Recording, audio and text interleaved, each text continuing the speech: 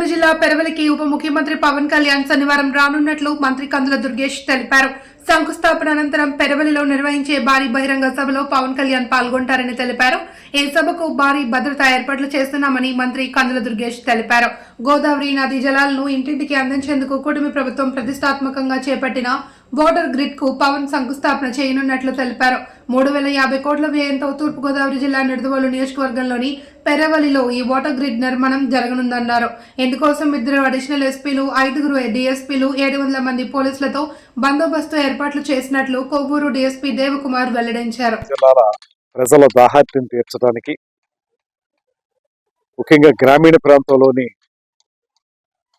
ప్రజలకి గోదావరి జలాలను అందించడానికి ఉద్దేశించబడినటువంటి ఒక అద్భుతమైనటువంటి కార్యక్రమం జల్ జీవన్ మిషన్. దీనికి కేంద్ర ప్రభుత్వం, రాష్ట్ర ప్రభుత్వాల యొక్క సహకారంతో పాటు ఏషియన్ బ్యాంక్ వారు దీనికి సహకారం అందించడం వల్ల ఇంత పెద్ద కార్యక్రమాన్ని కూటమి ప్రభుత్వం తిరిగి పట్టాలెక్కించడం అనేది జరుగుతూ ఉంది. ముఖ్యంగా ఉమ్మడి తూర్పుగోదావరి జిల్లాలో 1,650 కోట్లతోటి, ఉమ్మడి పశ్చిమ గోదావరి జిల్లాలో 1,400 కోట్లతోటి, వెరసి 3,050 కోట్ల రూపాయల వ్యయంతో జల్ జీవన్ మిషన్ కార్యక్రమాన్ని ప్రారంభిస్తూ ఉన్నారు. రమారమి 23 నుంచి 26 నియోజకవర్గాల్లో ఈ కార్యక్రమం అమలు జరుగుతుంది. దాంతోపాటు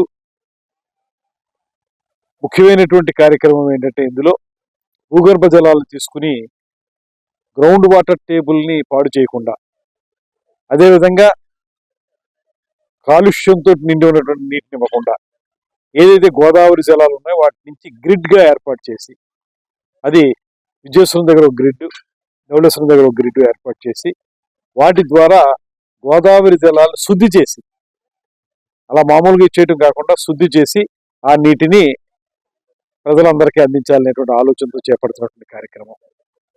ఇవాళకి కూడా మనం గోదావరి చెంతనే ఉన్నప్పటికీ కూడా, గోదావరి కాలువల చెంతన ఉన్నప్పటికీ కూడా మంచినీరు పొందలేనటువంటి పరిస్థితి.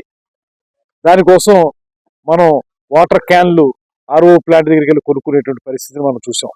ఆ ఇబ్బంది ఏమీ లేకుండా గోదావరి జలాలను తీసుకుని వాటిని శుద్ధి చేసి పైప్ లైన్ల ద్వారా ప్రతి గ్రామానికి అందించేటువంటి కార్యక్రమం ద్వారా మనకి పోర్టబుల్ వాటర్, అంటే చక్కగా తాగేటువంటి మంచినీటిని అందించడంతో పాటు గ్రామాల యొక్క దాహార్తిని తీర్చడం లాంటిది ఇందులో పొందుపరచబడినటువంటి అంశం. దీని మీద ఉప ముఖ్యమంత్రి పవన్ కళ్యాణ్ గారు ప్రత్యేకమైన శ్రద్ధ చూపించి అధికారంలోకి వచ్చిన వెంటనే కేంద్ర ప్రభుత్వంతో మాట్లాడి, అదేవిధంగా ఇక్కడ ఉన్నటువంటి శాఖతోటి అందరితోటి పూర్తిగా చర్చించి ముఖ్యమంత్రి గారి యొక్క సంపూర్ణమైన సహకారంతో దీన్ని మళ్ళీ పట్టాలెక్కిస్తున్నారు.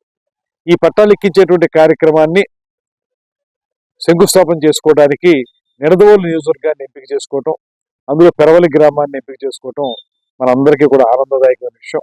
ఎందువల్లంటే ఈ పెరవలి గ్రామం హైవే ఆనుకుని ఉంది. ఇది అటు కోనసీమకు కానీ, ఇటు భీమవరం, తణుకు వాటికి కూడా దగ్గరగా ఉండేటువంటి ప్రాంతం. ఇక్కడ శంకుస్థాపన చేయడం ద్వారా ఉభయ గోదావరి జిల్లాల కార్యక్రమాన్ని ముందుకు తీసుకెళ్ళడానికి ఉప ముఖ్యమంత్రి గారు రావడం అనేది అదృష్టంగా భావిస్తూ, దానికి వారు సమ్మతించి ఇక్కడికి వస్తున్నందుకు ప్రత్యేకమైన ధన్యవాదాలు తెలియజేస్తూ ప్రజలందరినీ కూడా ఒకటే కోరుతున్నాం. మనం ఒక పక్కన తెలుగుదేశం, జనసేన, భారతీయ జనతా పార్టీల నాయకులు, కార్యకర్తలతో పాటు ప్రజలందరికీ కూడా ఒకటే మనవి, ఇది ప్రజలకు సంబంధించినటువంటి కార్యక్రమం.